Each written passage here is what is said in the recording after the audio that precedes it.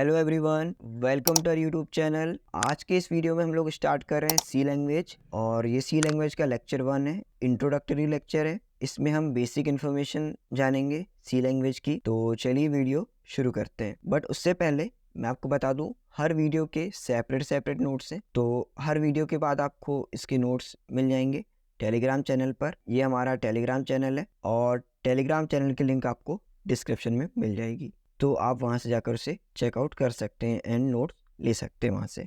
हम इस वीडियो में देखेंगे history of C, uses and limitations of C, first program of C and structure of C. तो चलिए वीडियो शुरू करते हैं। हिस्ट्री ऑफ सी लैंग्वेज से स्टार्ट करते हैं हम लोग। History of C invented by Dennis Ritchie in 1970s। ये डेनिस रिची हैं और इन्होंने 1970s में इसे इन्वेंट किया था and invented when he was working with Bell organisation. ये बेल ऑर्गेनाइजेशन के साथ जब वर्क कर रहे थे उस टाइम इन्होंने इसे इन्वेंट किया था, which is further named as AT&T labs. हमें बस इतने की ज़रूरत है कि उन्होंने कब इन्वेंट किया था, 1970s में, जब वो बेल ऑर्गेनाइजेशन के साथ काम कर रहे थे, जिसका नाम फर्दर AT&T लैब्स हो गया। अब सी लैंग्वेज का नाम सी क्यों पड़ा वो जान लेते हैं। मैंने लिख कर रखा है, majority inspiration for writing C is taken from B. जो सी लैंग्वेज लिखी गई उसका कोड मेजरली बी से इंस्पायर होकर लिखा गया एंड बी के बाद अल्फाबेटिकली बी के बाद सी आता है,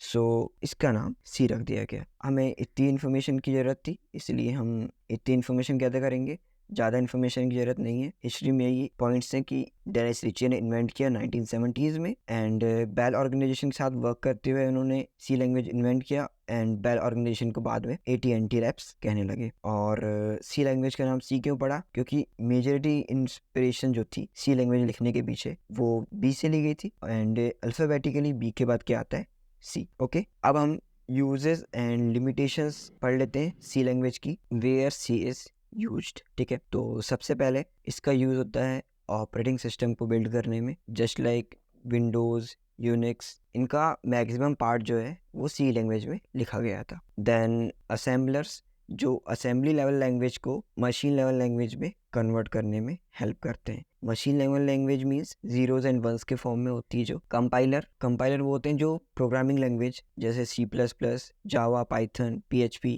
उन्हें मशीन लेवल लैंग्वेज में कन्वर्ट करते हैं। कंपाइलर वर्क कैसे करता है वो हम बाद में जानेंगे। सिर्फ इतना समझ लो कि कंपाइलर प्रोग्राम को, सबसे पहले कोई लैंग्वेज पाइथन है, पाइथन कंपाइलर जो है सी में डिजाइन किया गया है, पाइथन के कोड को सी में कन्वर्ट करता है एंड सी फिर मशीन लेवल लैंग्वेज में कन्वर्ट होती है। इस तरीके से कंपाइलर वर्क करता है। अभी इतना बस समझ लो, ठीक है। जो पाइथन कंपाइलर है वो सी में लिखा गया है। एम्बेडेड सिस्टम्स मीन्स जो सिस्टम किसी एक स्पेसिफिक वर्क के लिए डिज़ाइन किए गए हैं, जैसे कैलकुलेटर में भी सी लैंग्वेज का यूज़ किया गया है। वॉशिंग मशीन, इसमें भी प्रोग्रामिंग की गई है कि इसे ये वर्क करना है, ठीक है, ये स्पेसिफिक टास्क के लिए, इसीलिए इसे एम्बेडेड सिस्टम बोलते हैं और इसमें भी सी लैंग्वेज का यूज़ होता है। DBMS, database management system, Oracle का बहुत फेमस है। ओरेकल का जो डेटाबेस है वो सी में लिखा गया है। कुछ गेम्स हैं जो सी में लिखे गए हैं, जैसे tic tac toe, snake and ladder, I think आप जानते होंगे, ठीक है। And text editors, Notepad plus plus, ये कुछ एग्जांपल्स थे जहाँ सी यूज की गई है। अब हम इसकी लिमिटेशंस को समझ लेते हैं। क्या इसकी लिमिटेशंस हैं? Limitations of C, first limitation है प्रोसीजरल लैंग्वेज, मीन्स ये प्रोसीजर में वर्क करती है। ये किसी कंडीशन चेक किया, उसके बाद फिर देखेगी कंडीशन ट्रू है या फॉल्स, उसके अकॉर्डिंग फिर अगर ट्रू होगी तो इस कंडीशन में चली गई, फॉल्स हुई तो इस कंडीशन में चली गई, और अगर ट्रू है इस कंडीशन में गई, फिर चेक करेगी कंडीशन को, देन वो एक ही करके कंडीशन चेक कर रही है, ठीक है। ये इसकी लिमिटेशन है। अगली लिमिटेशन है इसकी कि ये इसमें ऊप्स के कॉन्सेप्ट नहीं है। नेक्स्ट लिमिटेशन है कि limited ways to reuse code, means इसमें हम कोड को बार बार यूज़ नहीं कर सकते। कुछ लिमिटेड वेज हैं, जैसे फंक्शंस हो गए, स्ट्रक्चर हो गया, यूनियन हो गया, कुछ ही वेज हैं जिनकी हेल्प से हम कोड को रीयूज़ कर सकते हैं। ये एक लिमिटेशन है सी की, बट है बहुत अच्छी लैंग्वेज, बट कुछ लिमिटेशन है इसमें। एक और लिमिटेशन है एक्सेप्शन हैंडलिंग, मीन्स जैसे हम किसी भी नंबर को 0 से डिवाइड करेंगे तो एरर आती है, ठीक है। सी में भी डायरेक्टली एरर दे देता है। वो ट्राई एंड कैच मेथड जो होती है, एक कॉन्सेप्ट होता है जो जावा में होता है, तो वो नहीं है इसमें। ये डायरेक्टली एरर दे देगा, आगे की कंडीशन को चेक नहीं करेगा, जो कि एक लिमिटेशन है सी की। एक और चीज़ है, everything is done by C but not suitable for all. हम सी के हेल्प से हर एक काम कर सकते हैं, बट सी सभी चीज़ों के लिए सुटेबल नहीं है। हम हर स्पेसिफिक काम के लिए एक अलग लैंग्वेज इन्वेंट हो चुकी हैं आज के टाइम में, ठीक है। तो सी से हर काम हो जाएगा बट टाइम लगेगा और एक्यूरेसी भी थोड़ी कम होगी। तो हम जिस लैंग्वेज को जिस काम के लिए बनाया गया उसे उसी लैंग्वेज से करें तो हमारा टाइम भी बचेगा एंड एक्यूरेसी भी ज़्यादा होगी।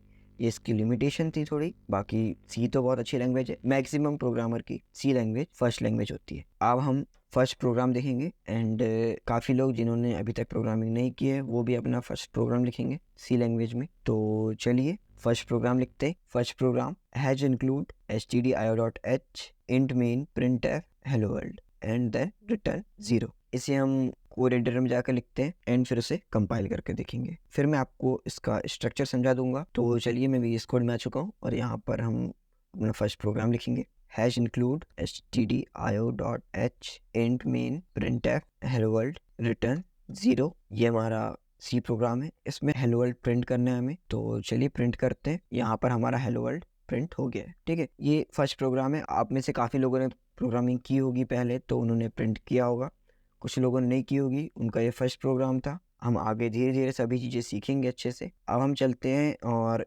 इसके स्ट्रक्चर को समझ लेते हैं कि ये हैश इंक्लूड क्या है, इंट मेन क्या है, प्रिंटफ क्या है, रिटर्न 0 क्या है, ठीक है। तो चलो PPT पर चलते हैं वहाँ समझ लेते हैं। चलिए तो अब हम समझ लेते हैं हमारा स्ट्रक्चर ऑफ सी प्रोग्राम। यहाँ पर काफ़ी ज़्यादा टेक्स्ट लिख दिया मैंने, तो नेक्स्ट वाली स्लाइड में समझते हैं। ये जो पूरा एरिया है, ठीक है, इसे हम लोग प्री प्रोसेसर एरिया बोलते हैं और हैश इंक्लूड जो है इसे हम लोग प्री प्रोसेसर बोलते हैं। और ये जो stdio.h ये एक हेडर फाइल है। अभी आप समझ लो इसे प्री प्रोसेसर बोलते हैं, ये हेडर फाइल है। क्या होती है मैं आपको आगे आने वाले वीडियोस में बहुत अच्छे से बताऊंगा, तो प्लेलिस्ट को सेव करके रख लेना, ठीक है। तो और एक के बाद एक वीडियोस देखते जाना तो आपको सभी चीज़ें क्लियर हो जाएंगी। इंट मेन ये एक फंक्शन है, मेन फंक्शन है ये, यहाँ से प्रोग्राम का एक्चुअल एग्जीक्यूशन स्टार्ट होता है। प्रिंटफ ये भी एक फंक्शन है जो कि इस हेडर फाइल के अंदर था, इसलिए हमने इस हेडर फाइल को इंक्लूड किया था, ठीक है।